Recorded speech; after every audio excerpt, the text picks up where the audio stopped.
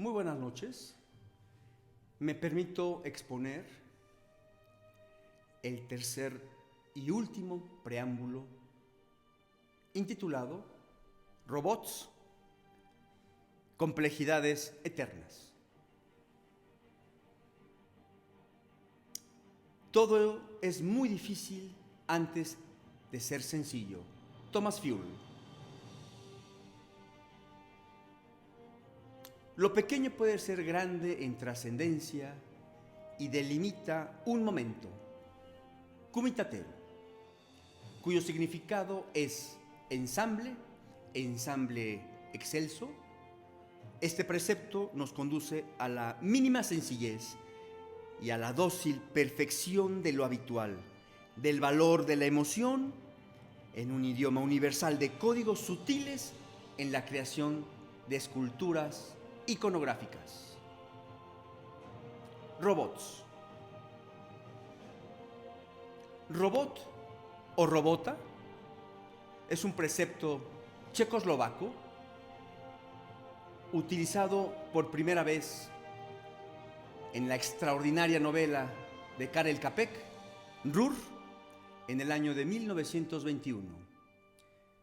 A la llegada inexorable de los autómatas y aunada al célebre cómic Goyisen, en El mundo se nos viene encima. Shogunato, aquel implacable aislamiento que mantuvo al Japón, concluía y tendía sus brazos de apertura al mundo en el año de 1845, expandiendo y reflejando todo su esplendor tanto en las artes como en diversos ámbitos, impactando, permeando e inspirando a diversos personajes, recordando a los impresionistas Degas, Whistler, Toulouse-Lautrec o Van Gogh. Estos personajes admiraban la extrema sofisticación en la presentación del todo y a la pulcra minuciosidad y ostentación japonesa por el detalle. El objetivo era pensar dentro de la caja. Bajo esta premisa, en Japón, la presentación del contenedor era más importante que el objeto mismo. Lo fundamental era generar una genuina experiencia sustentada en la sobriedad, seriedad y respeto hacia el poseedor final.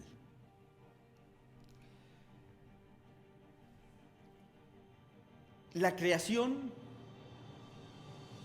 es siempre difícil si algo merece la pena hacerse. Por lo que la composición y la actividad creativa se deben procurar en demasía y en gran medida a costa de las dificultades más desalentadoras. Recordando al maestro Juan José Arreola, que acotaba: el hombre tiene nostalgia de crear, no se conforma con vivir, necesita crear. Por lo que crear nos conduce a la inquebrantable templanza japonesa, sustentada en los valores como la perseverancia, paciencia, orden, congruencia, pasión, minuciosidad, respeto, creatividad. Estos valores forjaron inequívocamente las estructuras inermes en el corazón del naciente juguete de hojalata de la posguerra. Recordando a William Elliot Giffrey, en la cual expresaba decía que el reducto aglutinador donde se encontraban las más extraordinarias jugueterías, en el orbe solamente había un punto donde estaban aglomeradas: Japón.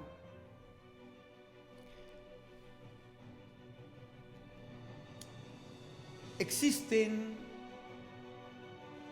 muchas formas de seducir, pero seducir con la palabra, con la ética y con la imagen es lo más difícil y valioso.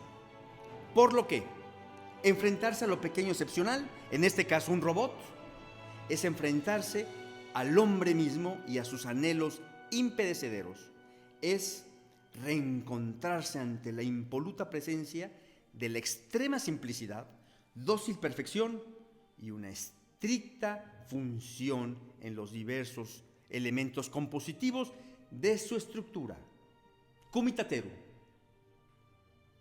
concepto insertado en los robots de hojalata, propiciando una vida misma en un singular cumitatero de experiencias. La cruenta guerra del Pacífico generó innegablemente una posguerra desalentadora. En el Japón ocupado solamente había dos cosas: muertos y latas de atún. Cientos de miles de latas de atún que el ejército norteamericano dejó por todo el territorio japonés ante las innumerables batallas encarnizadas, isla por isla, ciudad por ciudad, y en cuyo más severo acumulamiento fue en Tokio. Los estallidos factos de la guerra ante el advenimiento de esta propició el diseño del primer producto manufacturado de entre los fuegos inminentes: el juguete. Matsuzo Kosuye, artesano, instauró las llamadas fábricas colindantes o talleres de artesanos. Estos espacios eran generadores de sueños, lugar donde se producían los juguetes de hojalatas embalsamados y embalados a mano. Cumitatero. De mente brillante y visión de niño, Kosuye diseña el primer robot conocido en la historia y en la preguerra: el robot Lilliput. Pieza producida en masa en los 30 tardíos. Es una escultura de un cuerpo uniforme, excelsa litografía, epidermis y pátina amarilla y acotada escala y componentes articulados. Es importante acotar que el juguete en estos halos de guerra se convirtió en un enemigo de lujo para el Japón imperial.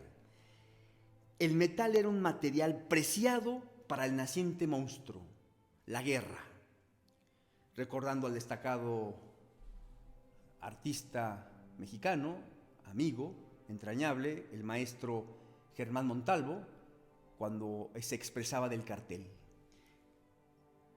Decía que el cartel va a la conquista del espacio. Y el cartel fue a la conquista del espacio en Japón. Fue el vehículo de transmisión del conocimiento, colocados precisamente en puntos estratégicos, y que generó una desenfrenada esquizofrenia en la recolección del metal. El metal era un elemento valiosísimo para la guerra. Esculturas históricas de bronce, campanas de templos budistas, fungieron cual brasas para avivar las fauces hambrientas de los fuegos de la guerra.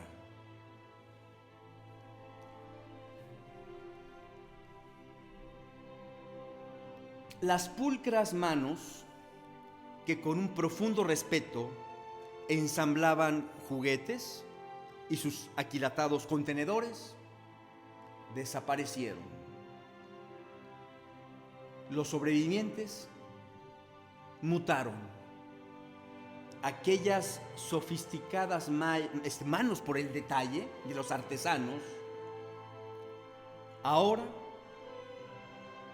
estos fabricaban armas, armas destructoras de hombres.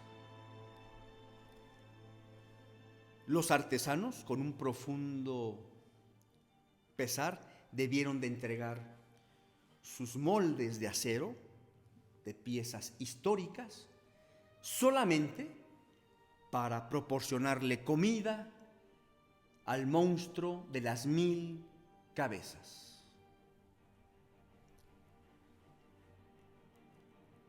Tokio, cuyo emplazamiento urbano estaba constituido por vastos e intrincados laberintos y edificaciones. Las edificaciones estaban construidas en madera y en papel. Aquí se mimetizaban las fábricas colindantes de artesanos. Ahí, en estas intricadas redes vibrátiles, se encontraban estas fábricas. Ahí fue como los norteamericanos las identificaron. Ahí fue el golpe del martillo más severo. Las manos milenarias de los artesanos sucumbieron ante la operación Meeting House. Aparecieron el sonido de la muerte en los cielos nipones. Los B-29 Super Fortress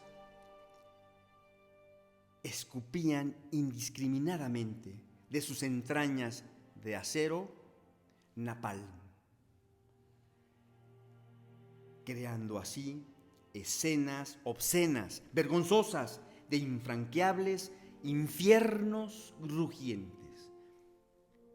Grotesco momento histórico donde perecieron más de 100,000 almas bajo el velo grisáceo impenetrable de la innombrable noche oscura. Pero una tenue luz brillaba, llamada conocimiento. Este conocimiento, asociado con diversos conocimientos multidisciplinarios e interdisciplinarios, es como se accede a ese gran tesoro que se le llama innovación. Y la innovación llegó de entre las cenizas de la guerra en el Japón ocupado. Aquí se formuló una directriz rectora: el retorno a escena del juguete.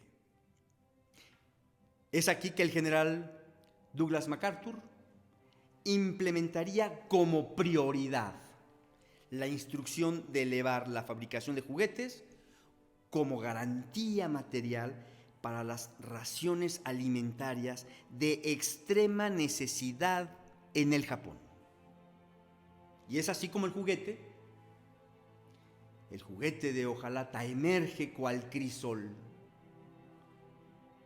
Inequívocamente, el juguete fue el pilar medular en un país devastado.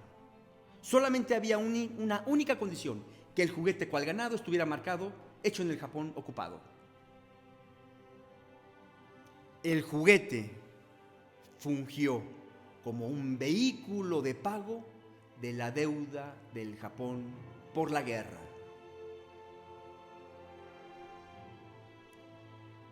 Máquinas madre.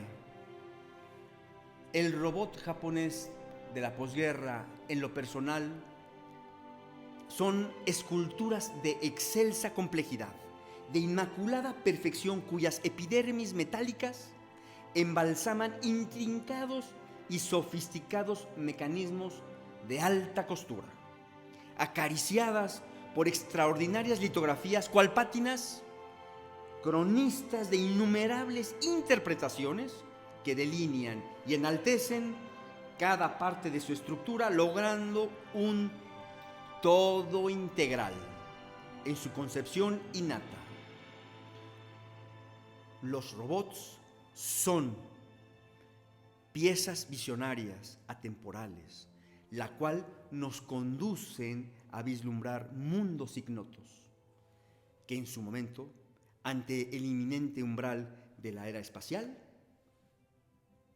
los robots de Hojalata, las naves espaciales de Hojalata, las armas de Hojalata, dejaron una huella indeleble en el tiempo y en el espacio, y en cuya fascinación robótica asentó los pilares universales del desarrollo espacial de la actualidad.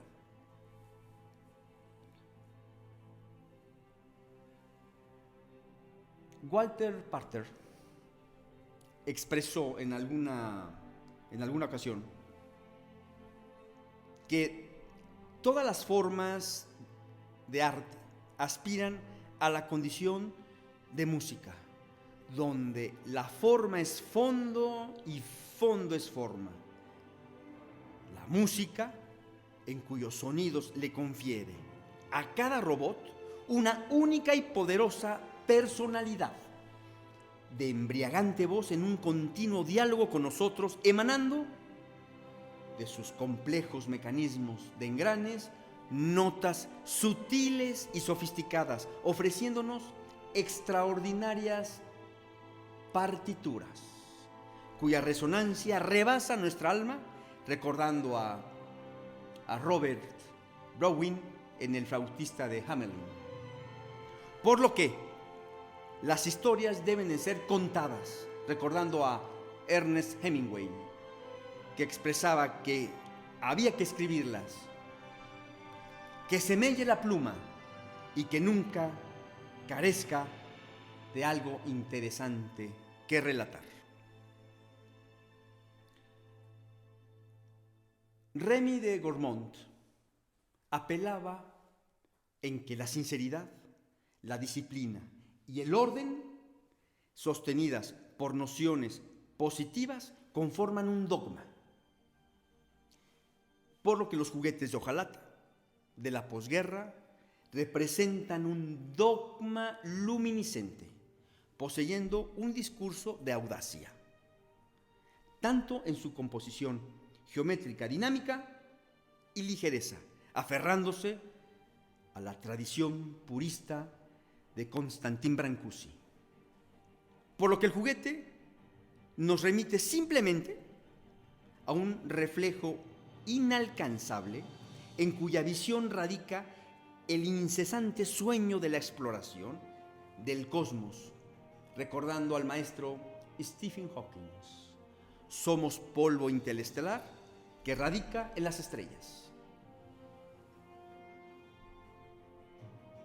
Considero que las reflexiones expuestas nos llevan a un futuro inminentemente complejo. Desde mi perspectiva, estará sustentado por 3 eras: la era de la inteligencia artificial, la era de los human cyborgs y la era de los algoritmos. Las líneas anteriores enfatizan un aquilatado y un sencillo homenaje, en su mayoría anónimos, en cuyo proceso primario y praxis creativa crearon juguetes perfectos basados en la sinestesia. Y fue así como forjaron y representaron a extraordinarias firmas: Nomura, Masudaya, Taiyo, Yoshiya, Yonezawa, Orikawa, Alps, Shin Nishikoyi, Asakusa, Yoneya, Daiya, Sankei, Aoshin, Marimuya, Lainmar, Aiji, Naito, Soten, Wako, Noguchi, entre otras. Las firmas que he expresado estructuraron de manera ineludible la grandeza del Japón de hoy.